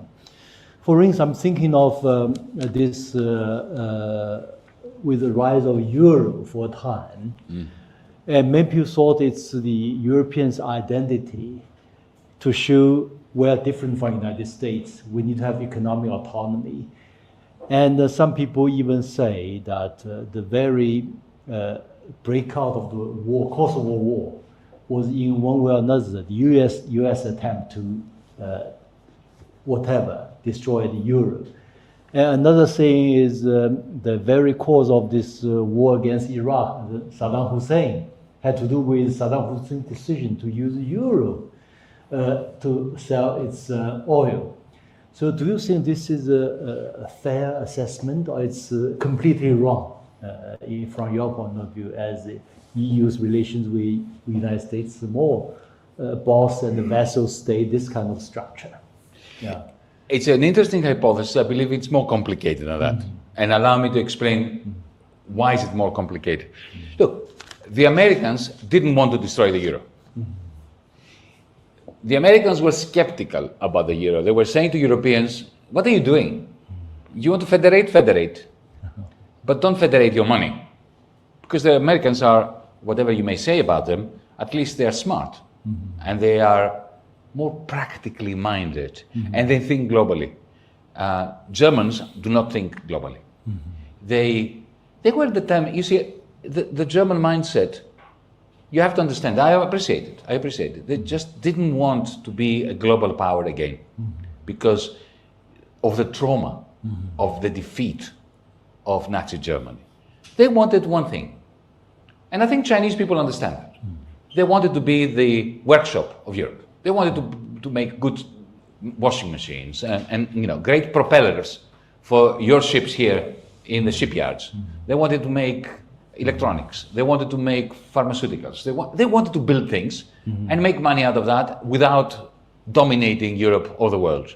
That's not a bad thing. The problem is that this means you don't have an understanding of the macroeconomic conditions under which you can do it. You have to, under capitalism, you need to worry about where the demand will come. Because the problem that capitalism has, as Marxism has taught us, is that it produces underconsumption. Now, from 1945, or at least 1949, 1950, all the way to the mid-1970s and beyond, the United States created the conditions for German cars and German pharmaceuticals and German chemicals to have markets. The Germans didn't have to think about it. The Americans were managing global aggregate demand. At some point, especially after 2008, that was no longer the case. And the Germans continued not to care about managing the macroeconomy. They thought that somehow, if they produce good things, good manufactured goods, they will sell magically on the basis of how desirable they are. That's simply not understanding how capitalism works. So the Americans were looking at the euro thinking, this is going to be a problem for you folks. Think about it carefully. I have spoken to, for instance, an interesting conversation I had with Jack Lew, L-E-W. Jack Lew was the finance minister, the US Treasury Secretary of Barack Obama. He was very, very angry with Europeans, not because they had the euro, but for the same reasons I was angry with Europeans, because they were practicing austerity for the many while printing money for the many. Now, I was, from a left-wing perspective, angry with what Europe was doing. He was from an American perspective, because he understands that a Europe which was imposing austerity on the German working class, essentially is pushing American industry to boost its net exports to the United States, and therefore to export unemployment to the United States. So the American government was very angry with the European Union. One reason for the Ukraine war, one reason for essentially turning against Europe by Washington, D.C., was that the Americans wanted to teach the Europeans, and particularly the Germans, a lesson. You cannot continue to export unemployment to the United States, but just because you're not doing the right thing by your own people. And now they have won, because now the German government is completely in a state of panic. You mentioned Saddam Hussein. Let me say something about that. I don't believe that the United States invaded Iraq in the first Gulf War because of anything to do with currencies. What happened was, remember, it was 1991. As I was saying before, the difference between the United States authorities and the European authorities is the United States authorities are good Marxists. Not in favor of the working class, but they think in Marxist terms. They understand that capitalism produces underconsumption, and American capitalism is constantly running the risk of not having enough aggregate demand for its products, right? So it's essentially Das Kapital turned upside down. How to use Das Kapital against the working classes of the world. But still, it's a Marxist way of thinking about it. So in 1991, the Cold War ended. If you look at the national accounts of the United States up until 1989, the military-industrial complex of the United States, and in particular, the industry that produces ammunition, cruise missiles, Pershing missiles, were accounting for up to 8% of GDP. 8% of national income was accounted for by the production of these weapons. Now, you've got to understand, and I'm sure you do, that Congress, the establishment, is not united. There are some senators that represent the armaments industry, the military-industrial complex. There are other senators who represent the medical establishment, the insurance companies, medical insurance companies, the pharmaceutical companies. Now, they didn't want the money to be spent on missiles. They wanted it to be spent on them. Whenever the Pentagon brought to the Senate or to the House a bill saying we need 100 billion more, 200 billion more, 1 trillion more, they were senators who were saying no because they were representing other interests. So it's not a unified thing. While the Cold War lasted, nobody dared in the Senate speak out against the Pentagon budget. But when the Soviet Union collapsed, they did. They said, hang on a second, we no longer have an enemy. Why do we need more missiles? Why do we need more ammunition? So this is my speculative theory, that in 1991, remember there was a major recession in 1991 in America. There is a very strong causal link between the reduction in expenditure on armaments with that recession. And they needed to start spending again. Now, of course, their warehouses were full of ammunition. How do you go to the Senate and say we need more ammunition when you've got so much? You need to spend it. So they invaded Iraq. Not only did they invade Iraq, but remember, Saddam Hussein was working for the United States. He was an ally of the United States. When Saddam Hussein, in the context in the 1980s of the war between Iran and Iraq, accidentally hit an American naval vessel and killed many American soldiers, Dick Cheney, who was working for Reagan at the time, flew to Saddam Hussein to pat him on the back and say, we know it was an accident, and to hug and be friends. So people forget that Saddam Hussein, like Noriega in Panama, was a stooge of the CIA. He worked on their behalf. He unleashed that cruel war against Iran on behalf of the United States against Ayatollah Khomeini, right? So he was their man. So they decided, okay, we sacrifice him.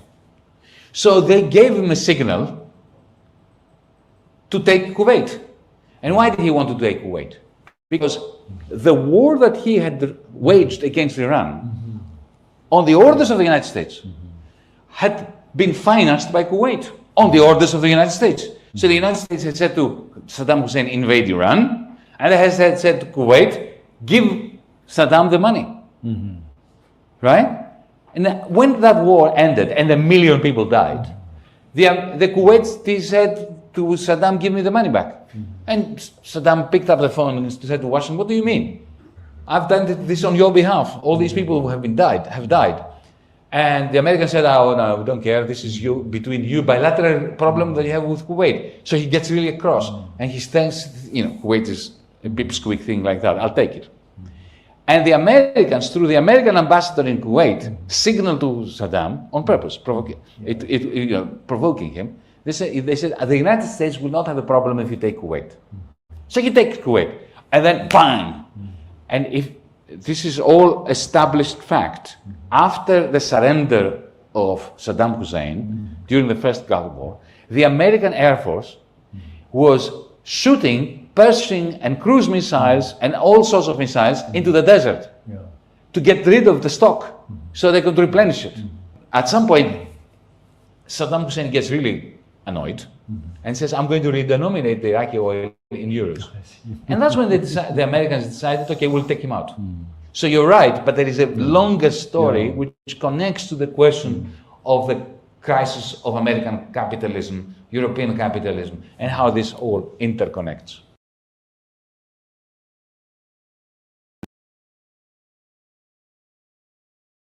All right. Carl, let's see if they're okay. Unmute your mic, Carl. Let me see. All right, there we are. So give me your take on this, because this has everything to do with the economy and how the service economy continues to work, called capitalism. I mean, this actually ties to the Ukraine war right now. Ukraine war is spending a lot of shells, lots of ammunitions, which is not supplied by Ukraine's arms industry. It's supplied by U.S. arms industry. And now the U.S. industry have depleted its stockpile of ammunitions. It needs to restock. And this is, if people look at the stock price of Lockheed Martin, for example, or Raytheon, and you will look at where it's at in before February 2022 and where it's today. Or actually look at the stock price of Lockheed Martin before October 7th, 2023, and look at where it's now. It has skyrocketed because US is supplying all the ammunitions to Israel. The arms industry is literally raking it in from all the bombs that's dropped to kill Palestinian children. This is how U.S. capitalism works. The U.S. military-industrial system works. It thrives on inflicting maximum pains on people of other countries. This is why it's kind of ridiculous when people say, "Oh, U.S. is a benign hegemony." I mean, you drank the Kool-Aid, man. You drank the neoliberal Kool-Aid. And if you look at this is another reason I don't think Trump will be able to withdraw from Ukraine, and it's because it's too much profit. There's too much profit motives involved, and also added to the effect that the Ukrainian war is not just about Ukraine. It's also about impoverishing Europe to the benefit of United States. Again, it's part of that lighting fire all around the world. So the money continue to come into United States. The German industries can continue to be offshore to U.S. to